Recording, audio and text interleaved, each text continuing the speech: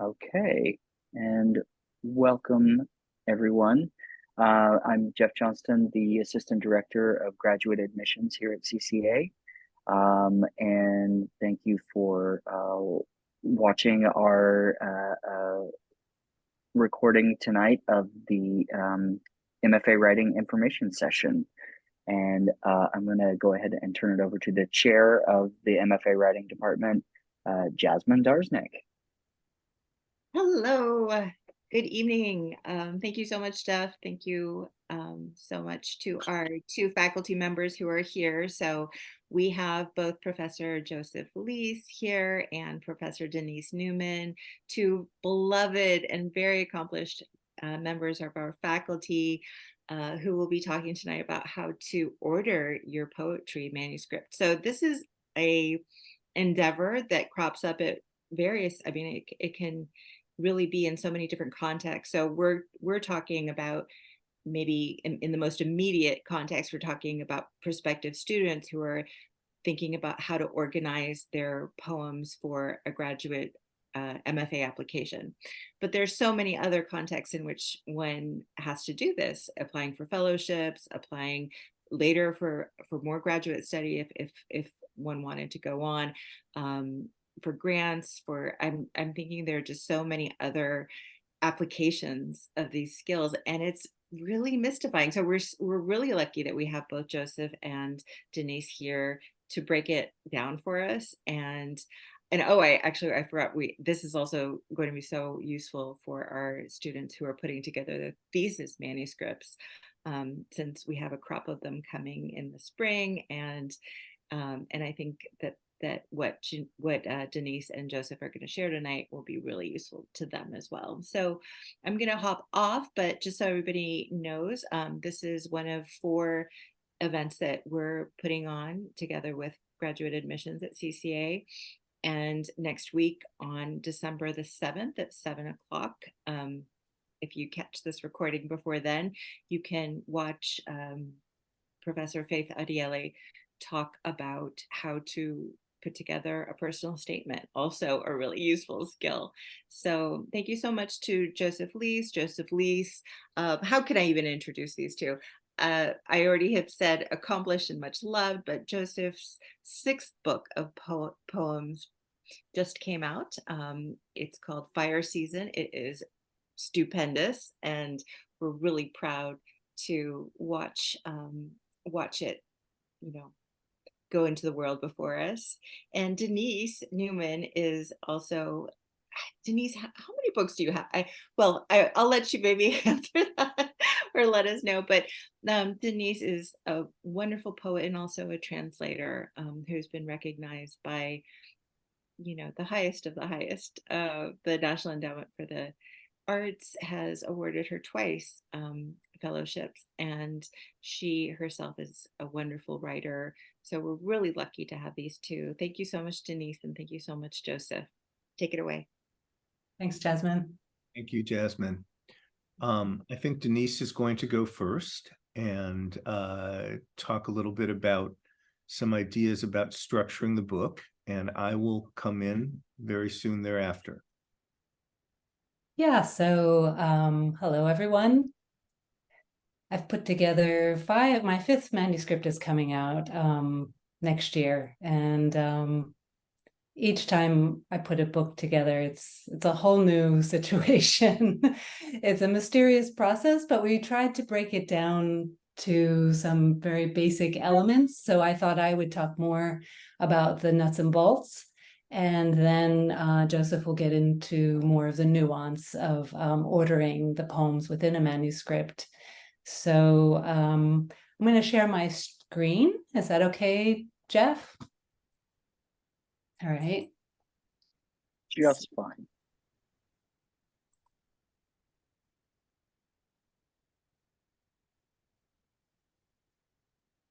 Okay, do you see that? Yeah. Great.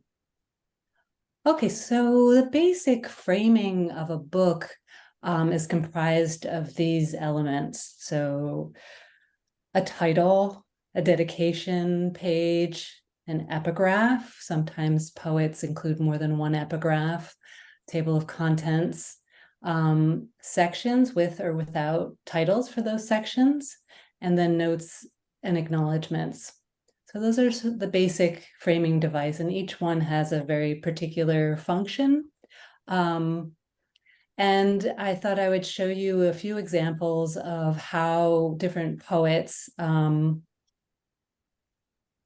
use these elements, including a few other elements, to frame the work. And it's a kind of orientation tool to introduce the reader to your work. Especially the front matter is really setting up the reader to have an experience with the poetry. So I have, first example is a very elegant book by Joseph Lease, Fire Season. So you can see the dedication. This isn't in the order. There are actually blank pages in between. It's so elegantly structured. Then you see there's a contents page, and Joseph divided it into parts. The book, do you want to talk about that, Joseph? Sure. And thank you so much for choosing my book as one of your examples. So basically the book is 6 extended poems, or you could say lyric sequences. Some of them are longer than others, some of them are shorter, but each poem is its own sort of chapter of the book, or its own section of the book. So as you see in the table of contents, you see the titles of the poems, and then each one, in each one, you have the part of the book, part 1, and then followed by a title page for the poem. And then in each of these cases, the poem starts, the title will be on an odd numbered page, and then the poem itself will start on an odd numbered page. So you get part 1, and then if you flip that, you get the title, Writing Death, which is actually not facing the first page of the poem the way it appears here. Writing Death is on page 13, then the back of 13 is 14, of course, and that's blank. And then on 15, the poem begins. And from that point on, the poem is, of course, on the front of the page and the back of the page. And Fire Season, as it happens, is 17 pages long, 17 one-page stanzas or one-page sections. So you can hear how highly intentional everything is. From the blank pages to, where everything is in relationship to each other. All of that is really thought out and part of the process. So I'm just going to move on and give you some other examples where the framing devices are a little different, more, and then also there's the author's note too. So that's pretty important. It's not required, but many poets do include a note at the end and acknowledgements. So moving on, this is a book that came out in 2019 by Harmony Holiday, A Jazz Funeral for Uncle Tom. And Harmony is, as well as a poet, she's also a dancer, and she calls herself an archivist, and she writes about music. She's a really wonderful poet as well as prose writer. And I thought this book was an interesting example because there's a lot of prose in it. So there's an intro, which she doesn't call, she doesn't call it a preface or an intro. It's just this prose section that starts the book off. And it's giving the history of the jazz funeral in New Orleans, and also current practices. So that kicks off the book, and then followed by these epigraphs, which I thought were interestingly placed on the page. And then throughout are these very casual images that are cut out from media, from magazines and papers. And, you can see the hand in the way that they're cut, and some fragments from poems. So those are interspersed within the poems. And then it ends with more prose. There's an afterword, and then there's an obituary for Uncle Tom. And her prose writing is so gorgeous. It's really not different from the poetry, and yet it does give context for the poems. And then I thought that it was very interesting at the end and very appropriate. She gives 100 favorite jazz recordings. So there's several pages of these really iconic jazz albums, which is really fantastic. Another book came out, I think, last year by Brenda Hillman, in A Few Minutes Before Later. So time is a big theme, as you could see from the image, impermanence. So for her dedication, it's really robust. So she says these poems were composed between blah, blah, blah, half before, half during. They were composed and then for life, for pre-life, for artists, for workers. And so she really gives thanks to both humans, punctuation, numbers, such an array of things that make her life rich and writing possible. And then it's divided into a number of sections, which are kind of plainly named. It's really like a label almost, like this section 2 is activism and poetry, some brief reports. And then she sort of enumerates what each section includes. This one's 12 poems and 2 interruptions, and then a list of people who the poems are dedicated to, and then a few epigraphs related to things that are discussed within that section. So it's almost like books within books. They're so comprehensive, each section.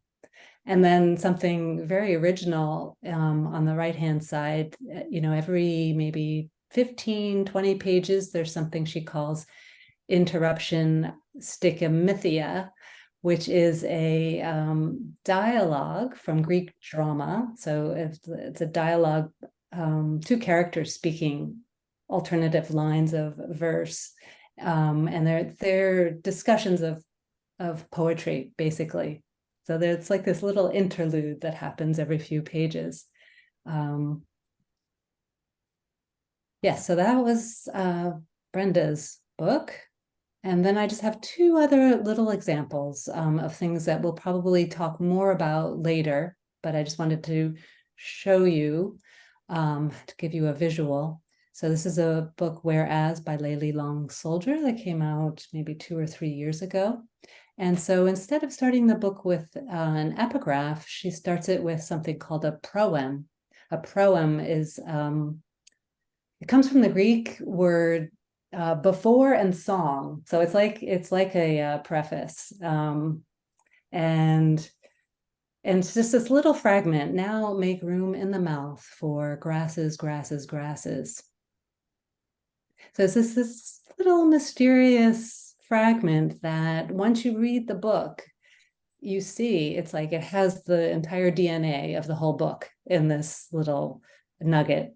And it's a way to kind of kick things off, to get things started, and to just give you a taste of what's to come. I've done that in a couple of my books where I've just had like a fragment of a poem before the table of contents, actually, as a kind of introduction. This is a book by the poet Etel Adnan called Night. Many of Etel's later books are written in this kind of Nietzschean aphoristic style. She studied philosophy at the Sorbonne and was a very philosophical poet, as well as a very sensual poet and painter. So the whole book is in this style until we get to the end, and she has this series called Conversations with My Soul in verse, and it has a different tone. It's I don't know how to describe the difference. More exploratory, and it is rather than the conversation with the reader, like the other pieces, it's a conversation with something more intangible. And it's a series. So in 3 books, she has this Conversations with My Soul. And I'm showing you this because I really believe that there needs to be a counterpoint within the collection. So this is just one example. You can see, you know, formally it's a counterpoint, but there's also a counterpoint in the tone and the texture of the language. So we'll talk more about that in a moment. So that's it. I'll stop sharing.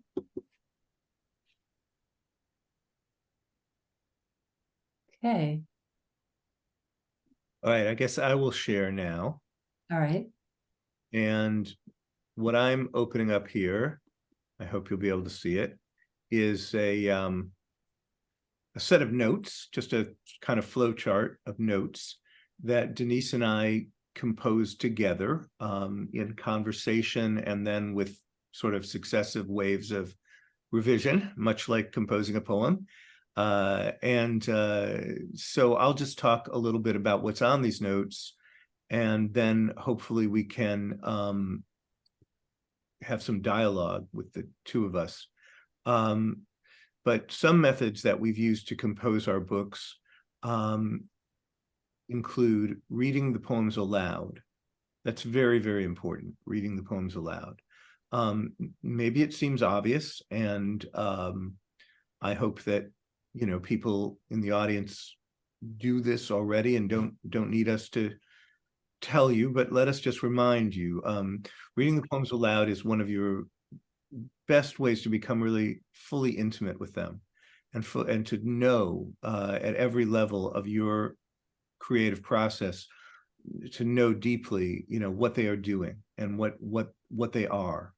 So you read the poems aloud, you listen to their music, and then you organize your manuscript by ear. You know, poetry is music, we always say. And so to say listening to their music is almost not even necessary. We could just say listen to the music or listen to them. But the music of poetry, of course, and especially when you're dealing with a collection and you're dealing with multiple poems, the music of each poem taken together builds a kind of emotional through line, an emotional trajectory, even often connected to narrative, but sometimes just separate from narrative as its own kind of life force in the book. So you create emotional through lines through the sound of your poems, and you listen, you key into the energy and intensity of each poem, and you feel them together. You feel how they sing together, how they play together, and you try them out together. So you try out different rhythmic combinations and emotional trajectories. And maybe it's not obvious, but that's very important also. You want to combine and then recombine your poems so that you feel what it's like to have, you know, let's say you have a poem, you know, that's a dialogue between 2 characters. Well, if that poem goes first in your manuscript or in your in the section of the book, it's going to create a very different set of expectations and very different set of energies than if it goes third or if it goes fifth.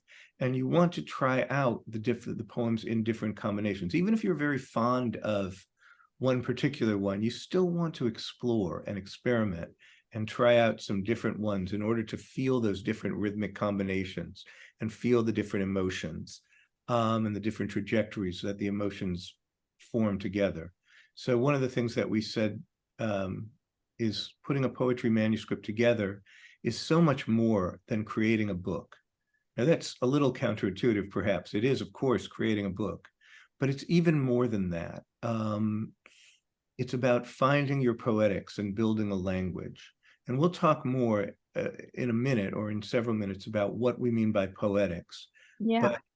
But the thing about how putting the manuscript together helps you to think through and feel through and listen to what your project for poetry is, what your project for language is.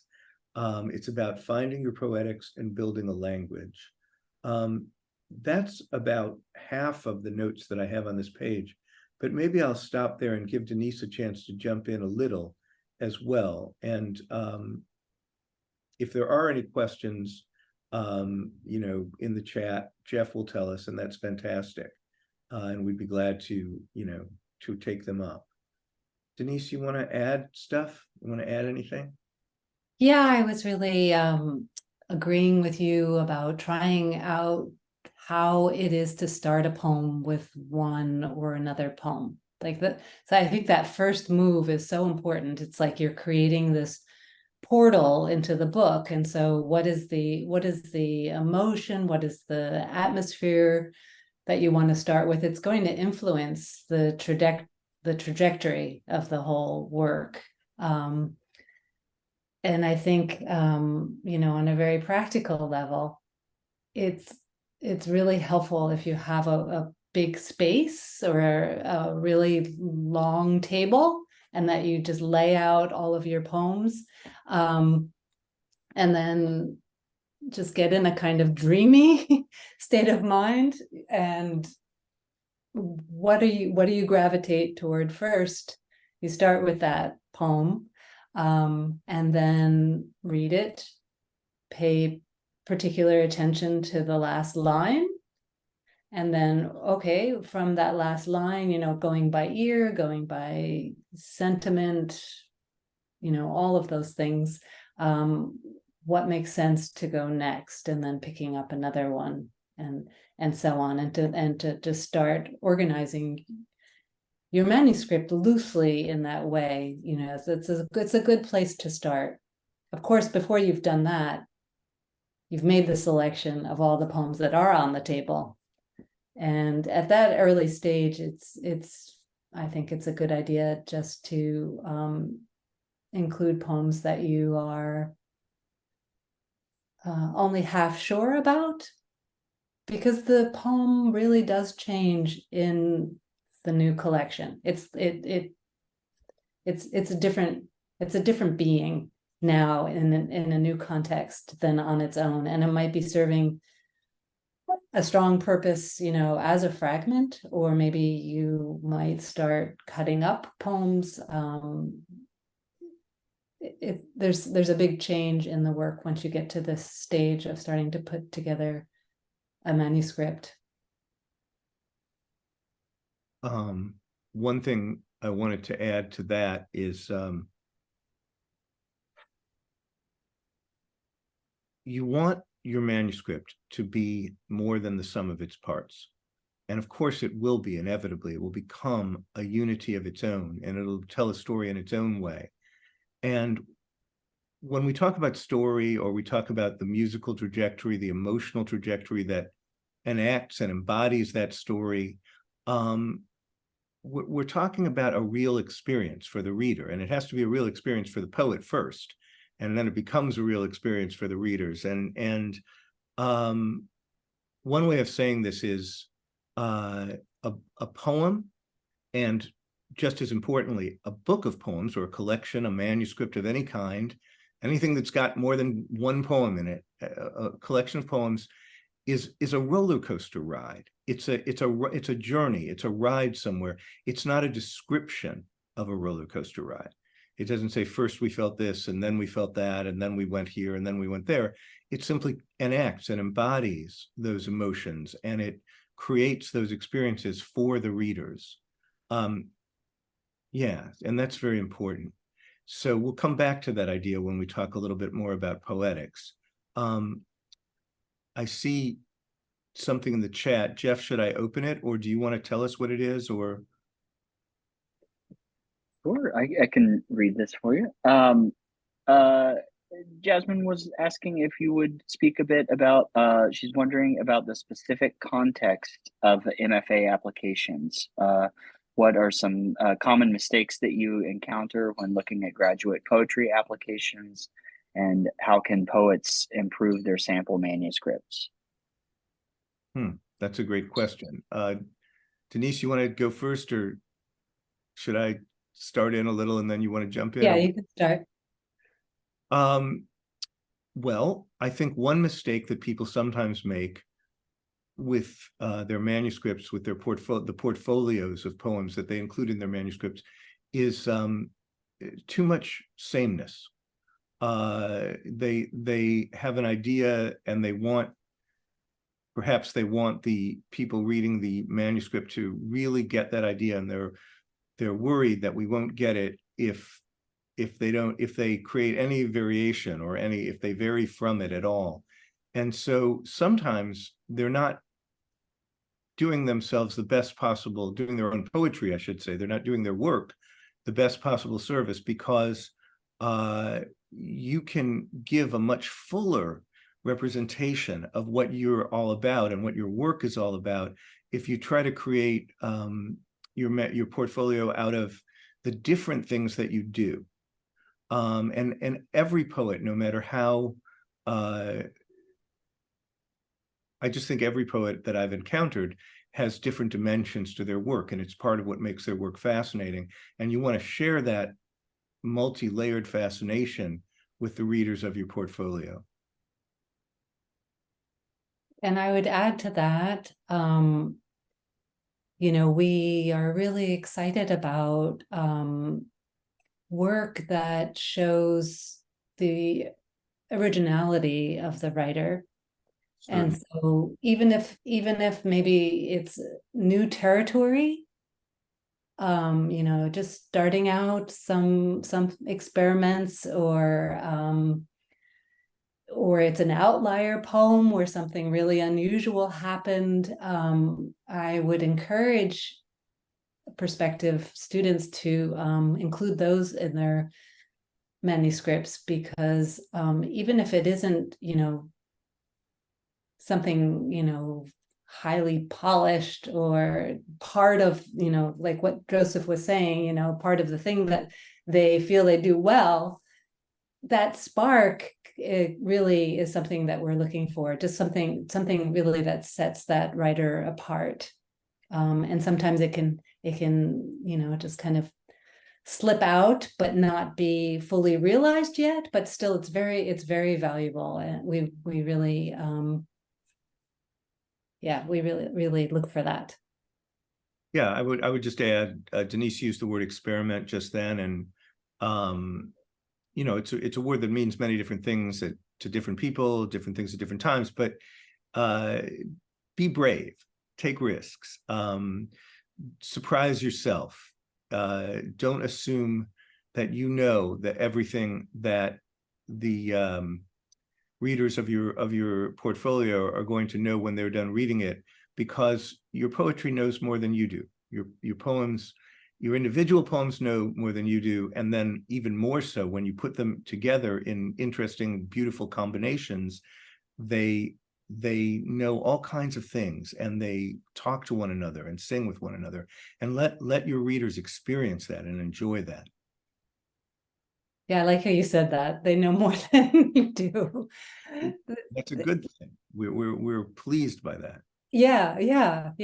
That we're not looking for, somebody who is totally accomplished at the sonnet or something like that, but more someone who is trying different things out, and curious, and showing a range. I think that's a good segue to organizing going back to the discussion of organizing a manuscript. And I know, working with a lot of students on their theses, often it seems like the place to start for many people is thematically organizing the poems.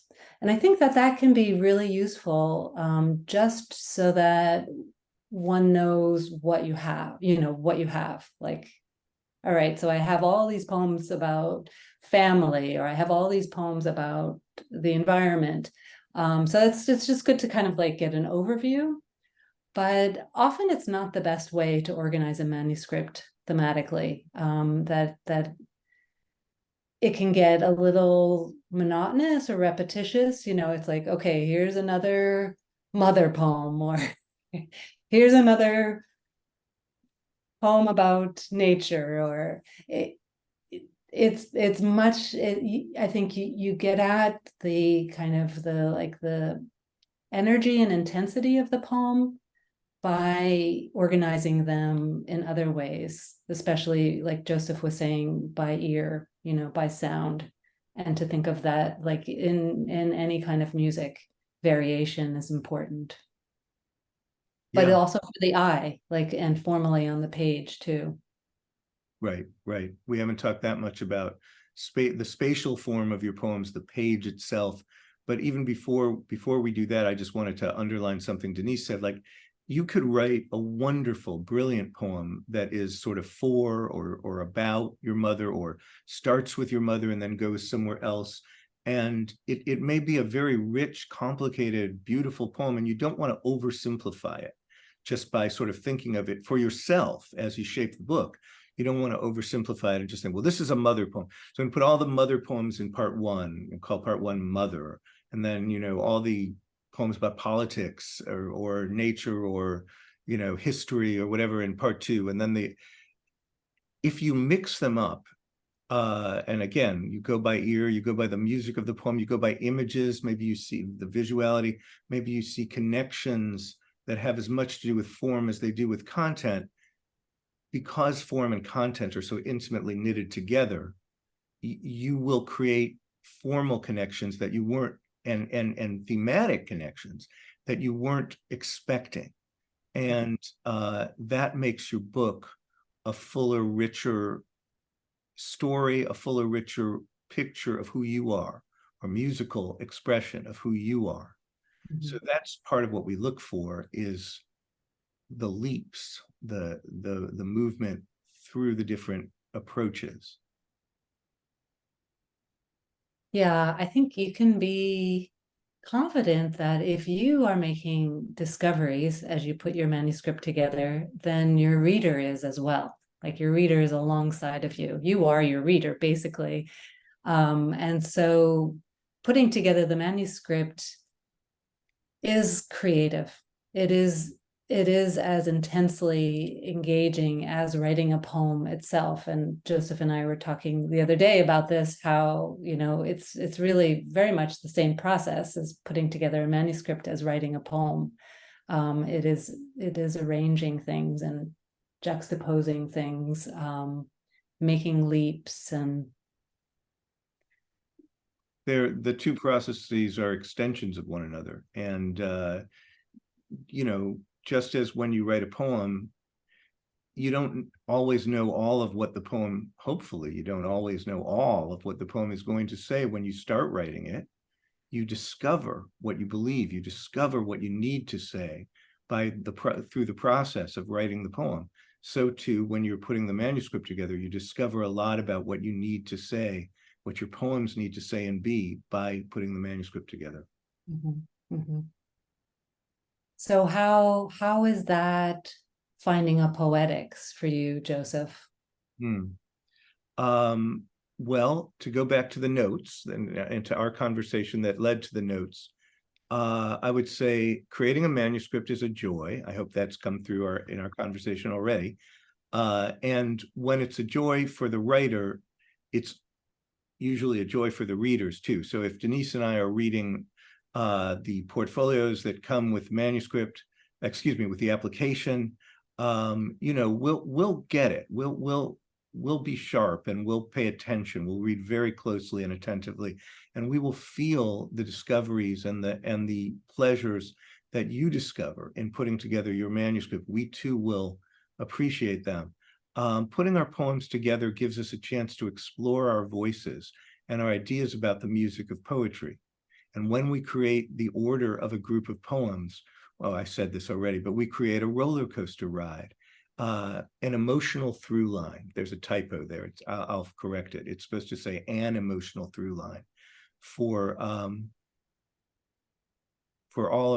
the readers.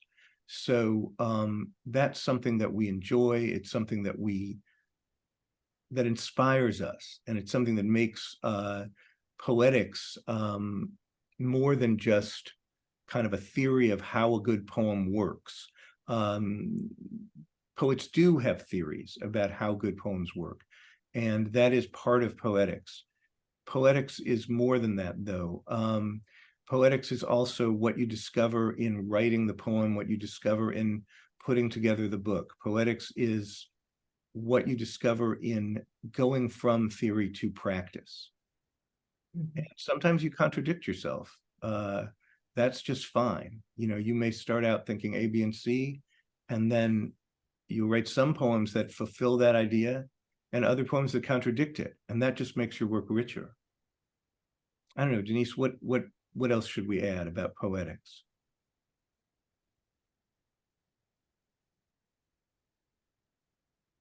Yeah, I think it's very exciting to think about poetics as something that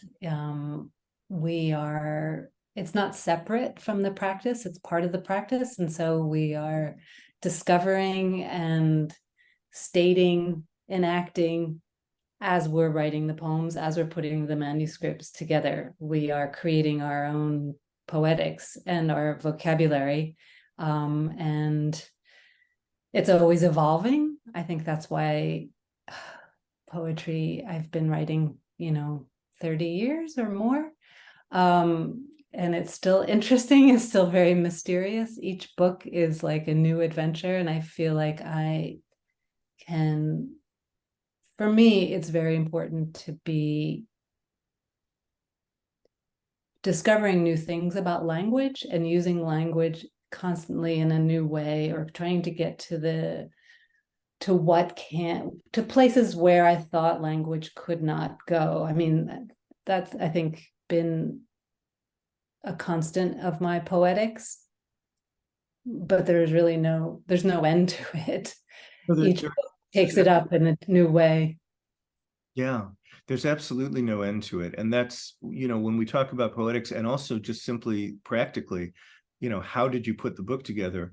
So I've published 6 books, and every one of them is different than every other one. I mean, yes, there are axes of similarity, there's similarities, and there are also differences. And I had to discover the poetics of each book as I wrote it. I didn't just come in saying, well, I know how to write a poem, and that's that. I learned more by setting out and writing a new book. And likewise, you learn more when you're putting the poems together. You learn more about your poetics, about what poetry is for you, what it can be, what you need it to be. We have fun, as I say in the notes here, we have fun trying out different combinations, different emotional trajectories. We focus on the energy and intensity of the poems. How are they singing together? How are they working together? Noticing that, paying attention to how they sing and how they become and how they tell different stories and how those stories connect and diverge is finding your poetics. And it's like building a house. It's like building a language, and then you invite the readers in to live in the house and to live in the language and speak and hear and read the language. I think that's. Yeah, so my third book, I'm often really like in a hurry to get it done, to call it a book. And so I thought my third book was finished, and then you put it away for a little while, and then I brought it back out, and I realized I needed a counterpoint. It was all in one voice, one point of view, and I thought it was a little too airtight, and so it was really a valuable learning experience for my poetics of the value of a counterpoint. And so I had to write another long sequence for that book, The New Make Believe, where I was writing in a different voice, basically the voice more of what I was critiquing. I had to kind of enact that in a dramatic monologue. And I felt like one voice showed the other, like the it's the harmony of difference and unity. You need that difference in order to define what each thing is. And in a way, the difference unifies everything. And so I've been alert to that each time, each collection since that book, to have a counterpoint. And it's funny because it's for the last two books, it's been the last thing that I write. It's like I'm getting to know that one point of view, and then I need to shift it at some point, and look at it from another angle. Actually, that really ties in great with a question that Jasmine had asked. You said putting the manuscript away for a while. Jasmine asked other tips on how to create that essential but hard to achieve critical distance.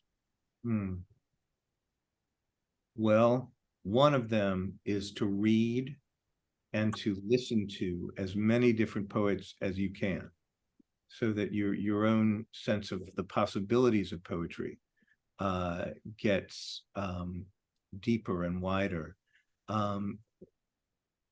And yeah, I think time helps. You live with a poem for a while, you think it's one thing, and then you put it aside, you work on some other things, you come back to it, and you realize things about it that you didn't necessarily know right off the bat. And that's really valuable. That's really helpful. And it can help you not only in evaluating what that poem is for yourself, but also in thinking about how it goes with your other poems.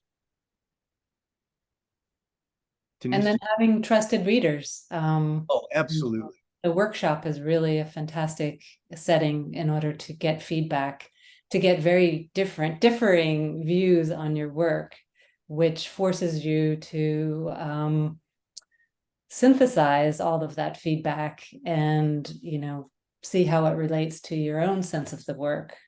That's one of the most valuable things about the workshop, is that the fact that there are different people there with different aesthetics and different sensibilities, and they read differently, and that just gives you so much as you are writing. Yeah, it comes back on you, and then it's at the same time it's also expanding your toolbox of what you have.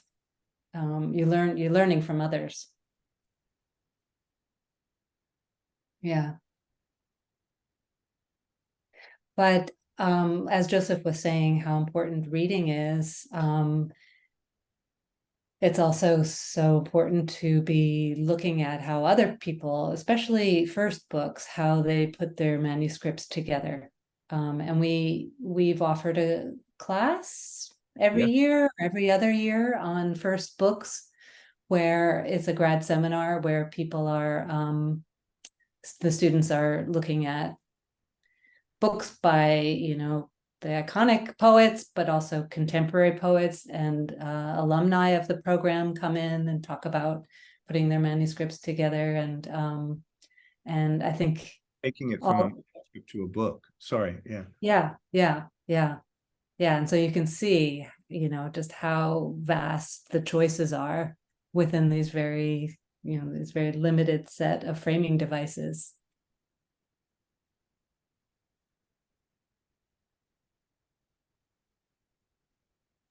There's a lot to say about what poetics is, and there's a lot to say about the joy of writing and the joy of putting manuscripts together. I just want to underline again that the workshops are such a great opportunity for each of us to explore what poetry is for others, what poetry is for ourselves, and to come to the sharpest, most beautifully defined version of ourselves in that conversation, through that conversation.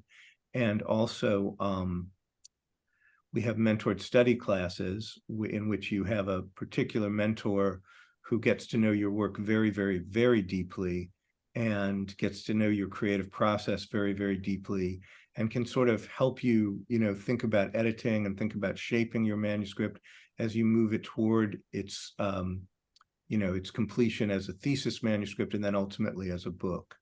And of course, the thesis process is a big part of is a big part of how you get from that workshop, that first workshop, to that first book. I've heard you say to students, Joseph, that you're writing a book. As soon as you enter the program, maybe you already have many pages of a book before you enter the program, but that to be thinking about all the writing that you do as part of the process of making a book. Yes. And that just deepens your sense of why you're doing what you're doing, and how you're doing what you're doing, and where you want to go next. Mm-hmm. Yeah. Yeah. Terrific. I'm also with Jasmine. She said such a great practice to trace a favorite writer from the first through the most recent book. Like that's what a fascinating approach. Yeah, it's a joy. I mean, even poets whose work you know very well, in their later books, sometimes to go back and find that first book and see what they were doing when they were just kind of discovering who they were and who they could be. It's a wonderful experience and so helpful. Absolutely. And that's where their poetics, that's where our poetics lies, in those books. Yes. That's great. Thank you all so much. I did want to extend, if there are any additional questions, please feel free to either unmute or put them in the chat. I do want to say you can always reach out to me at graduateprograms@cca.edu, which I'll put in the chat momentarily. But I did also want to make sure that you knew about our next event with writing, which is coming up on December 7th at 7 p.m. And this will be in regards to Artist Statements 101. So I believe, here, let me put this in the chat as well. I see a question from Rebecca. Can you tell us what was important to you as a student? Oh, everything. You know, I was trying to find as many different sources of inspiration as I possibly could. And so I was reading poems, and I was listening to poems, and I was going to poetry readings. And it really helped that I was, especially in grad school, it really helped that I was in a cohort of poets a community of poets whose, energy was, was always teaching me, and of course the teachers were wonderful resources for me as well. So, I would say reading, and then just everything that happens in life, all the changes, the rites of passage that you go through in your life are so important, and were so important to me as a student, and are still important to me now that I'm no longer a student. I don't know, Denise, what was important to you as a student? Yeah, so such an intense time, right? Everything is condensed into this short period of time, 2 years. It just, the rate of change is incredible, and it's happening around you to all your peers, and right, just all these doors are opening. So you're learning about new authors, you're having these intense discussions all the time. Your writing is changing so rapidly. It's really like what would take 10 years on your own happens in 2 years. It's very exciting.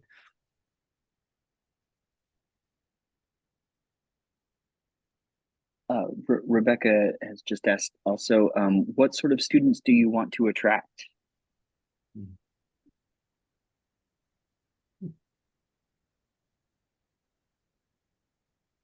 Well, I wouldn't say there's just one sort.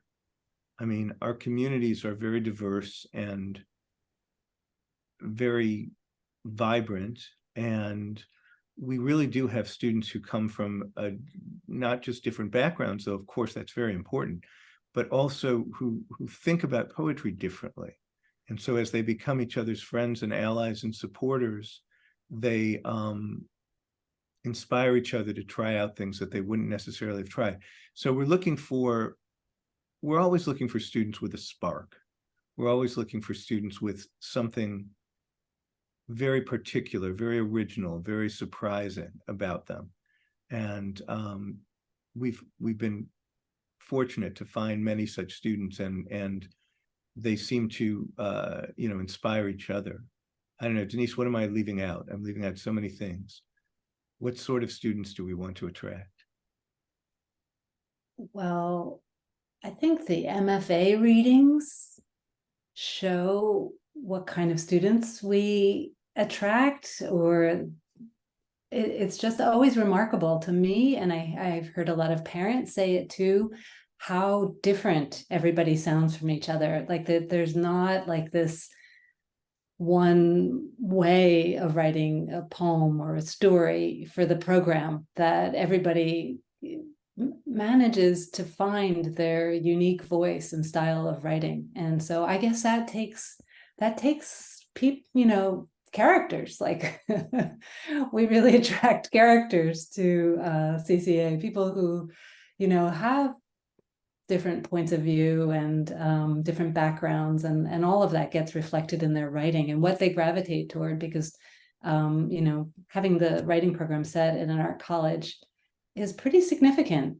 We're making poems and writing within this total context of making, of designing and painting and sculpting, and students are drawn in very different directions, in the arts. So,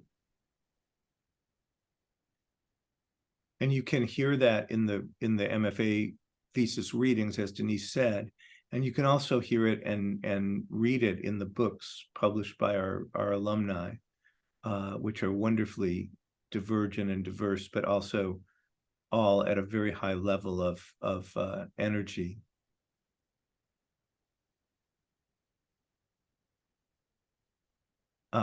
Okay. You see that, Denise? That's for you. yeah.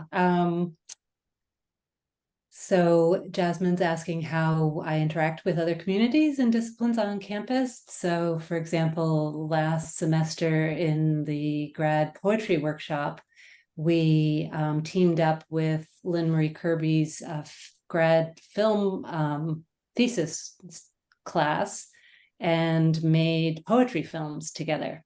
So we met at the art gallery on campus, the Wattis Gallery, and students were paired up and they found an artwork from the show that was on at that time. And from that was like the beginning of a film that they made together in collaboration. So we did that and managed to do that in 2 sessions. It was very exciting. And I try and do some kind of collaborative project each semester with each group.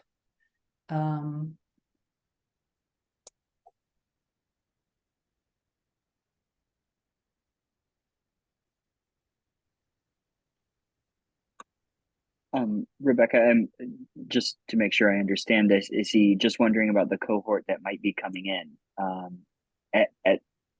And forgive me if I'm answering this incorrectly, but we're not sure yet. So we're still gathering applications, and the cohort that is coming in remains to be seen. So many different voices, but as we've all been saying, it's the different voices all sing together. But everybody's welcome to come in and sit in on a workshop or one of the seminars to get a sense of the current cohort. Absolutely. Well, Well, sorry, sorry, Jeff. Go ahead. That was a moment for me to invite people for sure. I think that's such a wonderful and essential part of when you're looking at programs for those who are looking at programs. Go, go and sit at the table. We're always delighted to host people. I'm sure Joseph, Denise would be thrilled to have you come in the springtime, is usually when we host people. But we have events throughout the spring. Everyone's invited to the Visiting Writers series and all of our various programs. But for sure, to get better insight into what it really looks like on the ground, I would reach out to me, to jdarsnick at cca.edu. You can also get us get to me through graduate admissions, and I am really happy to set up a visit. And I believe we're at the time. It was such a pleasure to listen, Denise and Joseph, to you talk with such thoughtfulness. And I felt the decades of love for the art of poetry, and also the mutual admiration and respect that you have for each other. It just really shone through your conversation. So thank you so much for sharing an hour of your prodigious talents with us. It was a pleasure. Much. Yes, it was. Well, thank you all very much, and be sure to reach out graduate admissions at cca.edu if you have any additional questions. And thank you again, everyone, for your time tonight. This has been an absolutely wonderful session. Thank you. Thank you.